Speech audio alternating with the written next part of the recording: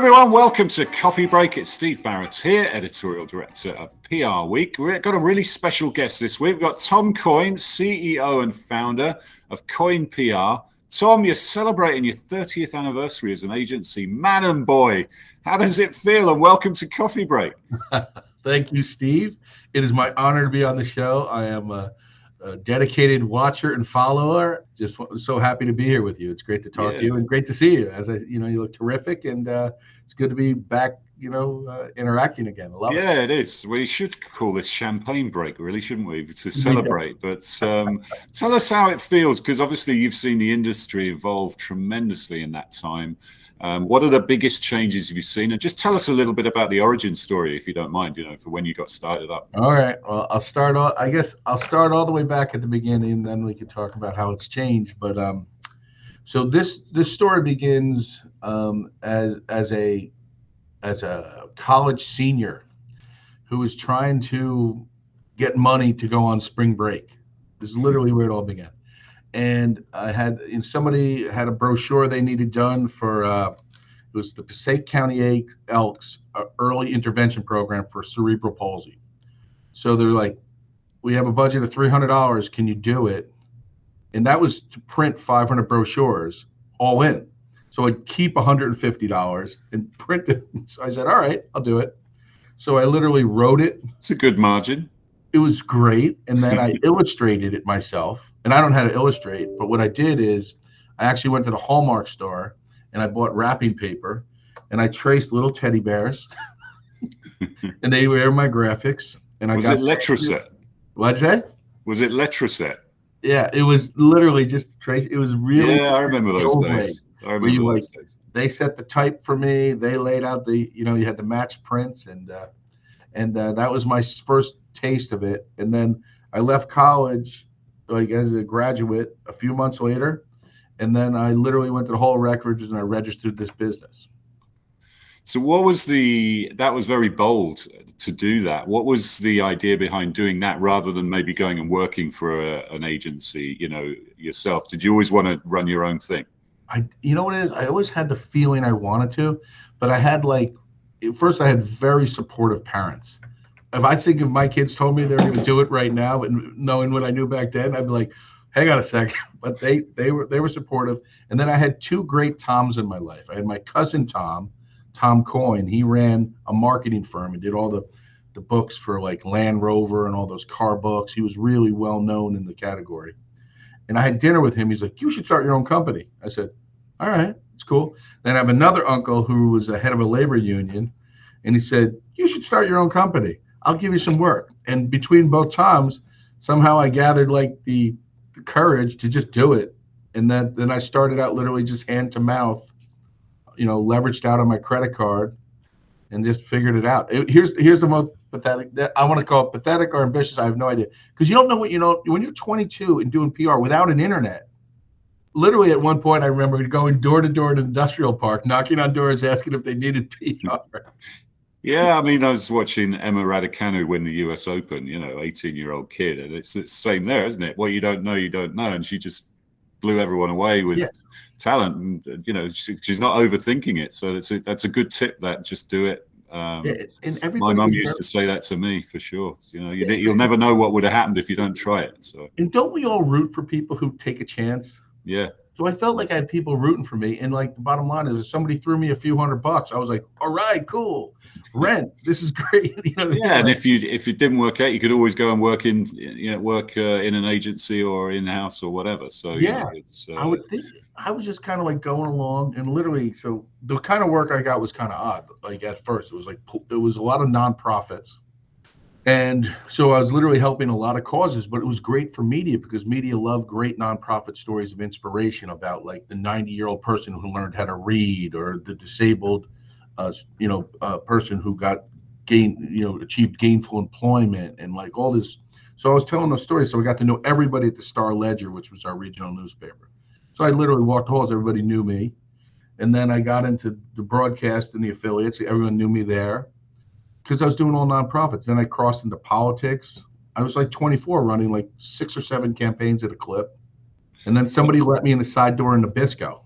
And I went from I was going to be the case study. The head of communications told me later of why you can't just let anybody in to become in their top agency. Yeah, that's a good point. It's how do you, because being a startup's great and you're scrappy, but then how do you evolve a business to make it into, a multi-million dollar business? You're hiring a lot of staff. It's not just all about, you can't control every single account. Tell us what the challenges were of evolving the business to the next level. Well, for me, it was like first I was a big I was a big student of everything in this category. I read every book I could find. Every book that anything I could. That was helpful. I did I learned as I grew. I just kept applying the same principles, of like of good writing, of thinking it through, of trying to reverse engineer stories, like what's good for the media source back then, what's going to sell magazines, newspapers, or drive broadcast views. So you have to meet in the middle and then be able to also deliver a good message for your client. So I always applied those principles, and it seemed to kind of work consistently. And then, literally, it's like I didn't worry about money. I didn't worry about fees. I didn't worry about a lot of that stuff. You gave me a budget, I took it, and I tried to exceed results. And then it just kept leading to one more thing. And that was the key to me. It's like you got to care more about the work than what you get for the work. Contacts and client service by the sounds of it. Yeah, it was helpful. Yeah. Fast forward to today, you mentioned there was no internet back then. There was probably mobile phones that were in their very early days, if they were around. Barely. Now we've got just a totally different environment, haven't we? We've got TikTok stars that can do something and it'll blow up within minutes. We've got a very engaged two-way conversation rather than a sort of broadcast messaging style of communication. Tell us how you've evolved it for the present day, because it's so fast changing, and the way we communicate narratives is completely revolutionized. Absolutely. So what we do now compared to then, we used to have a 24-hour news cycle. We have a 24-second news cycle. Yeah. So it's changed how we monitor. It's like we've really taken big steps in being able to monitor live everything we do. We're constantly plugged in and turned on. We have different systems for as a company to make sure that, no matter what's breaking at what time, we're kind of connected in without having people feel like they're working around the clock. So it's really a matter of just taking that next step and being ready to manage the results of a story, because that's the difference right now. If you put a story back then in the New York Times or the Star Ledger or whatever publication, it's there and it'll have a certain shelf life. Right now, it lives forever, it feels like. So you have to really be active to make sure that if there's something that needs to be corrected, it's got to get corrected. If it's got to be managed, and sometimes the story spurs a different story. So, it's more intense, but it's also more rewarding. And the crazy amounts of misinformation out there that you spend time doing, because I consider myself a partner with media. I love media folks. I love journalism. I love the whole ethics of it. I just find that the misinformation is such a disservice to people right now that we spend a lot of time making sure that people are getting the stories right, to tell the truth. Yeah, now I can see you in the office. You're back in the office, and obviously we've had a crazy 18 months. And we should say your main base is still in Jersey, right? But you've got other offices. You've got to still have those contacts with the media. What are your reflections on talent now and the future of the workplace in PR especially, and how you can maintain those relationships with media when, frankly, there are fewer journalists now than there are PR people, and they're covering more ground. So it's a different environment. Yes, absolutely. Well, to me, there's an interesting evolution. There's, when we look at a journalist, I think we've gone a little bit to we've gone full circle. We went from the town crier to a built-up structured media system, but we're almost back to the town crier again. So you have great people out there who still write well and still act accordingly, whether it's in the influencer market or the traditional media market. So we kind of treat everybody with that same level of respect. We literally look at them all as such. We look at their audiences. and we treat them very similarly about with advances and exclusives and conversations, and and we're also careful about who we work with based upon how they behave. Just like you would in the media world 20 years ago, you might be a little more concerned about working with a tabloid as you might be with a more traditional news source. So that's been for us a good guideline where we still treat media with in media, and now we've expanded to influencers because it's kind of interesting because a lot of the media's the quote unquote journalists and others, they're following online sometimes in their personal space is equally as powerful as they're following in the news sources. So we try to respect both sides of who they are as people.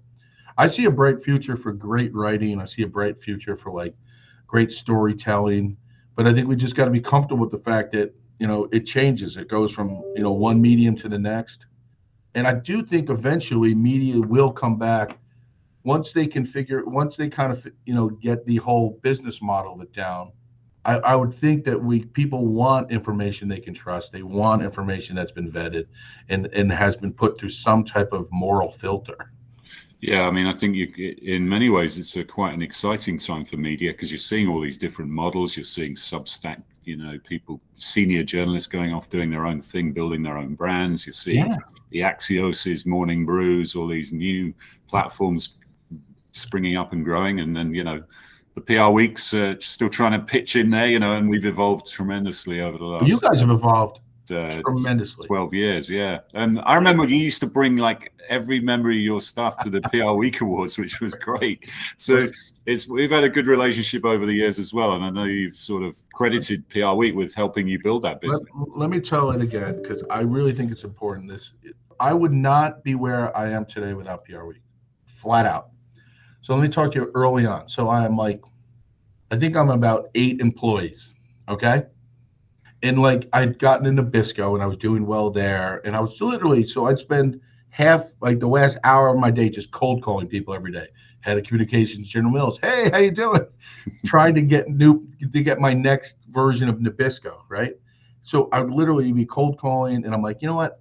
And then also from a talent standpoint, I want to make sure I'm getting the best talent. And I'm over a copy shop in in an office that floods. It wasn't a big glamorous spot. So flooding hasn't changed. Yeah, it hasn't changed. It's flooding, and it's still New Jersey. But the cool thing about it was, what I did with it is I bought 7 weeks of full page ads in PR Week, full page, and that was back when it was like a big newspaper kind of feel to it. 7 full pages, and after I ran those ads, I was just on a completely different plane because people were like, "Who's this Coyne? What are these guys doing?" Everyone else, and not a lot of people bought 7 straight weeks of full page ads. I mean, the big guys always were very supportive, but so it put us on a different plane. That was point 1. Point 2 was winning some of your awards over the years. Literally put us on a whole nother level. I mean, they were in front of our capabilities. We were always so proud of that. And then third piece was really just born out of us being a small firm and getting our first nomination for Boutique Agency of the Year. And I set a rule: if we're up for Agency of the Year, everybody goes to the awards. So by the time we got to 150 people, we had a dozen tables or 15 tables. And we started to make quite a splash. And that actually was a funny thing from a marketing standpoint. I think people liked it because they're like, that's pretty cool. And yeah. And it was really just out of keeping my word, Yeah, well, look, we appreciate the support and we appreciate the vote of confidence as well. And that just because of that, it didn't mean you got on the shortlist every year, because I can think of not at all. Some media owners that might have done that to get 100 tables, but it was never done that way. That's where the credibility comes in. But we appreciate that support. It was one of our favorite team building events because everyone got dressed up. We literally hit the open bar. Yeah. Well, it's always a good night, and we're looking forward to getting back to live events in a couple of weeks. Yes. Hopefully, so we're working hard. Listen, Tom, big congratulations. Great achievement, 30 years and many more to come. And it's been great catching up with you and chatting. And looking forward to the party in person when it happens. Me too. Steve, thanks again. I'll get back to you once the things are in the spot to have a good party. But, hopefully I think everything continues in the right direction for you. And thanks again to everyone at PR Week for all your support over the years. You guys are the best. Appreciate it. Thanks, Tom. Hey, bye, buddy.